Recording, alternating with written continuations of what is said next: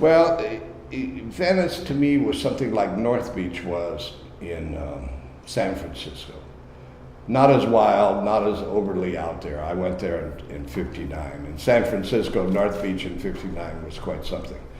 But Venice has that same thing, the quality of life where anything goes. In the 70s or the 60s, I mean, you would see a black guy walking around with a white woman with pigtails with no shoes on, maybe smoking a joint. Now, where I come from, you didn't see that. Somebody would get hurt. I come from Kansas, but you got to remember in the 60s, the 70s, that wasn't normal behavior. But anyway, Venice was a place where, well, they have an AA meeting here. They call it where the scum meets the sea, but that's a joke. Tony Sabella wrote a book called Kid America, and in it he talks very much about the people that came to Venice. He was one of them, Tony Rios and Stuart Perkoff, and all these people came here, and the main reason was because it was cheap. It was they were able to get for the dollar a very good thing. Of course, Lawrence Lipton was here too. He later wrote that book, The Holy Barbarians, about Venice. It turned out though he had a place where he let people crash, a sort of crash pad, or he invited people over. Anyway, I don't know all the particulars, but it came out that he had recordings devices in rooms, and he was actually stealing people's conversation or using it for his book or for his writing. So people sort of objected to that, but these artists at this time weren't that well known until Life magazine came out. And when Life magazine came out, they did a thing on the Beats. They did Wallace Berman, and by that time Wallace had moved to LA. He and George Hearns and Artie Richard had moved to San Francisco. And they were in the book, but also Tony Sabella and some of the people here were in the book. And I know Tony after that said he never had any trouble getting laid. It was like, you know, when you're in Life magazine all over the place, you're made, sort of. And he was a painter and a poet. I didn't know him all that well. I knew him in his later part of his life. And Black Ace, which is published by the Temple of Man, Marcia Getzler now is sort of one of the main persons, and George Hearns did an edition just dedicated to Tony, and I wrote a piece about it. When I first met him, I told him I was a good friend of Wallace Berman's and Bob Alexander, who started the Temple of Man. He said, "Yeah, so what?" He was kind of a Italian rough kind, but once you got to know him, he was you know, a total beautiful person.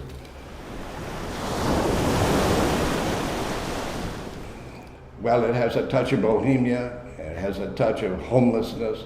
It has a touch of adventure, really, and of freedom. I think for artists, the artists were drawn here primarily because of that freedom, not only just because the rents were good, because it was a place where artists could build relationships and community. And in the world, artists need a community to help, you know, help maintain themselves. They don't tell people how to deal with patrons or how to make money in art school. They tell you how to make paintings or how to write literature, but there should be a course in how to woo patrons or how to hustle. But anyway, that's all later down the road. The people that I'm talking about that were in the Life magazine, those people sort of made it, and they attracted other people. A lot of poets, a lot of would-be artists, but who cares, you know? It was, and also, since it was such a rundown thing, there were sort of gangbangers. Not so much now, but back in the old days, there were definitely gangbangers. So Venice also had an edge to it. I mean, when you came down here, you made sure you locked your car, sort of, because things could happen, you know. It was a bit of a scary edge, too. But anywhere you're close or next to the ocean is beautiful. I think the ions are different. There's something about walking on the beach in Venice. I've walked with several girls and poets on that beach, and the poetic, the calmness, the beautifulness of being on the beach in Venice, there's something to it. you know, finding the little bits of things here and there. A lot of artists just made things out of driftwood and found things. The whole assemblage artist thing made things out of trash, and there was certainly enough trash in Venice. Anyway, nowadays it's very upscale, but I think some of that spirit still resides here, still happens here. Smith, who started this place, he had a place on Abbot Kinney to start with, a bookstore and a printing shop, and then later he moved to this building, and he published poets and artists, and all kinds of people have stayed in Beyond Baroque here. Exene of the band X. When she first came to LA, she had nowhere to live, and she was given a place here to live. And all kinds of Dave Marr, just all, you know, Tom Waits, all kinds of people have come here and taken poetry classes or been part of workshops or performed here. Many, many artists have come here. Myself, I don't know. It's I think the artist's job is to bring the spirit to people, to bring the knowledge that you don't have to be in the rat race per se. You don't have to, I mean, it's become now everyone is working. Your brother, your sister, to have a family, both men and women are working. And it's, when I was a kid, the father worked. My father would never let my mother work. Well, no woman of mine would work. Of course, he was an old school guy. In the end, she worked because she wanted to have her own money and get her own things part-time. But nowadays, everyone is hustling so hard. It's, I think we have forgotten some of the spiritual part of life. And as artists, I believe that's their job to help point that out and tell people they can just, whoa, let everything slide a minute, take a breath, get in your center and see your priorities, which certainly a place like Venice helps one contemplate that sort of thing. The general atmosphere around here is a lot more laid back. You go to Hollywood, just the drivers, you know immediately you're there because everyone is like in a hurry to get somewhere. It's like people in the market, if they're in the 10 line, even though they're not going anywhere, if there's someone that has 15 ahead of them, they start bad-vibing that guy. Well, he has 15. I mean, we're all just so uptight and honest. We need to relax and love each other. That's what Wallace Berman said, art is love, is God.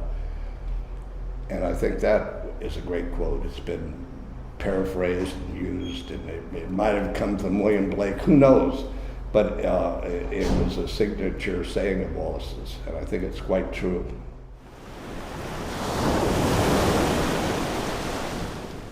Yeah, my friend Bruce Langhorne, who was a fellow Bob Dylan wrote Mr. Tambourine Man about, and who played in all of Dylan's early music, who was really the spirit of Dylan's music. I mean, he's the greatest back person in the world. I mean, you're playing and he somehow in the background can tie it together, but he can be in the foreground, back. He just knows where to be to enhance the thing. And that is sort of the spirit of Venice. And I know he had drum circles until he had his stroke, and they used to go down on Venice and play. And they used to have a marching band. I forget the name of it, but I saw pictures of it. I always missed going to it. But anyway, I go and see Bruce sometime, who lives on Sunset right in Venice. And, you know, someone like Ry Cooder or I can't think of the names, but any very well-known musician might be over there to see Bruce, because Bruce Langhorne is just a legend. But he has an openness and a great feeling and hoping, and he's just a great person. I've played music at his house and been at his house, many parties there. He used to have a birthday party, and there would be Boss Skaggs and all these people come and play, and it was fantastic, you know. Of course, since his stroke, he's not been doing that. Al Shackman, who was one of his best friends, who came from Brooklyn, who's been coming from the East Coast here. They're making a movie about Nina Simone, and he was Nina Simone's musical director and accompanist, and sort of carried her through her whole career, Al did. And he and Bruce came to Brooklyn together. And I know Bruce, he told me when he first got here, he couldn't find a job, and they told him, there's this guy. His father's real famous. His name's Peter Fonda, and he thinks he's a singer, and no one wants to work with him, but why don't you? So he did. He helped make an album with Peter and one thing or another. Well, then Peter made Easy Rider, and suddenly he was a big deal. And so when Peter made his movies, Bruce was the composer of the music. And the one, I forget the name of it, I've seen it, but the sound of it, it's on a separate thing. It's really terrific. He has an album now too, just recently. They made a compilation of Bruce's work. But he's a genius, you know. He's done several scores for movies. Anyway, he's an all-around great guy, but to me, he symbolizes Venice.